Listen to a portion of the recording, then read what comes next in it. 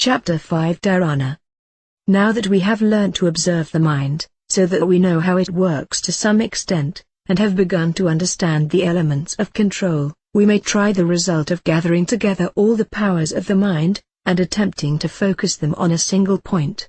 We know that it is fairly easy for the ordinary educated mind to think without much distraction on a subject in which it is much interested.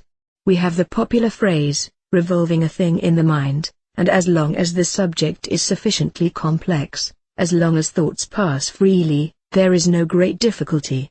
So long as a gyroscope is in motion, it remains motionless relatively to its support, and even resists attempts to distract it. When it stops, it falls from that position. If the earth ceased to spin round the sun, it would at once fall into the sun. The moment then that the student takes a simple subject, or rather a simple object, and imagines it or visualizes it, he will find that it is not so much his creature as he supposed. Other thoughts will invade the mind, so that the object is altogether forgotten, perhaps for whole minutes at a time, and at other times the object itself will begin to play all sorts of tricks. Suppose you have chosen a white cross. It will move its bar up and down, elongate the bar, turn the bar oblique, get its arms unequal, turn upside down, grow branches, get a crack around it or a figure upon it, change its shape altogether like an amoeba, change its size and distance as a whole, change the degree of its illumination, and at the same time change its color. It will get splotchy and blotchy, grow patterns, rise, fall, twist and turn, clouds will pass over its face. There is no conceivable change of which it is incapable. Not to mention its total disappearance, and replacement by something altogether different. Anyone to whom this experience does not occur need not imagine that he is meditating. It shows merely that he is incapable of concentrating his mind in the very smallest degree. Perhaps a student may go for several days before discovering that he is not meditating. When he does, the obstinacy of the object will infuriate him, and it is only now that his real troubles will begin. Only now that will comes really into play, only now that his manhood is tested.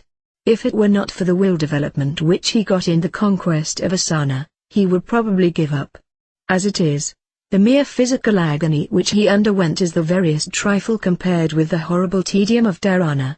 For the first week it may seem rather amusing, and you may even imagine you are progressing, but as the practice teaches you what you are doing, you will apparently get worse and worse.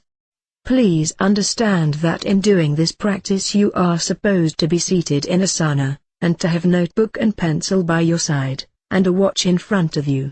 You are not to practice at first for more than 10 minutes at a time, so as to avoid risk of overtiring the brain. In fact, you will probably find that the whole of your willpower is not equal to keeping to a subject at all for so long as 3 minutes, or even apparently concentrating on it for so long as 3 seconds, or 3/5 of 1 second. By keeping to it at all is meant the mere attempt to keep to it. The mind becomes so fatigued, and the object so incredibly loathsome, that it is useless to continue for the time being. In Fratap's record we find that after daily practice for 6 months, meditations of 4 minutes and less are still being recorded. The student is supposed to count the number of times that his thought wanders. This he can do on his fingers or on a string of beads. Footnote: this counting can easily become quite mechanical. With the thought that reminds you of a break associate the notion of counting. The grosser kind of break can be detected by another person. It is accompanied with a flickering of the eyelid, and can be seen by him. With practice he could detect even very small breaks. If these breaks seem to become more frequent instead of less frequent, the student must not be discouraged. This is partially caused by his increased accuracy of observation. In exactly the same way, the introduction of vaccination resulted in an apparent increase in the number of cases of smallpox, the reason being that people began to tell the truth about the disease instead of faking. Soon, however, the control will improve faster than the observation. When this occurs, the improvement will become apparent in the record. Any variation will probably be due to accidental circumstances. For example, one night you may be very tired when you start, Another night you may have headache or indigestion. You will do well to avoid practicing at such times. We will suppose, then, that you have reached the stage when your average practice on one subject is about half an hour, and the average number of breaks between 10 and 20. One would suppose that this implied that during the periods between the breaks one was really concentrated, but this is not the case. The mind is flickering, although imperceptibly. However, there may be sufficient real steadiness even at this early stage to cause some very striking phenomena, of which the most marked is one which will possibly make you think that you have gone to sleep. Or, it may seem quite inexplicable, and in any case will disgust you with yourself. You will completely forget who you are, and what you are doing. A similar phenomenon sometimes happens when one is half awake in the morning, and one cannot think what town one is living in. The similarity of these two things is rather significant. It suggests that what is really happening is that you are waking up from the sleep which men call waking, the sleep whose dreams are life. There is another way to test one's progress in this practice, and that is by the character of the breaks. Breaks are classed as follows: firstly, physical sensations. These should have been overcome by asana. Secondly, breaks that seem to be dictated by events immediately preceding the meditation. Their activity becomes tremendous. Only by this practice does one understand how much is really observed by the sense without the mind becoming conscious of it. Thirdly, there is a class of breaks partaking of the nature of reverie or daydreams. These are very insidious. One may go on for a long time without realizing that one has wandered at all. Fourthly, we get a very high class of break, which is a sort of aberration of the control itself. You think, how well I am doing it. Or perhaps that it would be rather a good idea if you were on a desert island, or if you were in a soundproof house, or if you were sitting by a waterfall.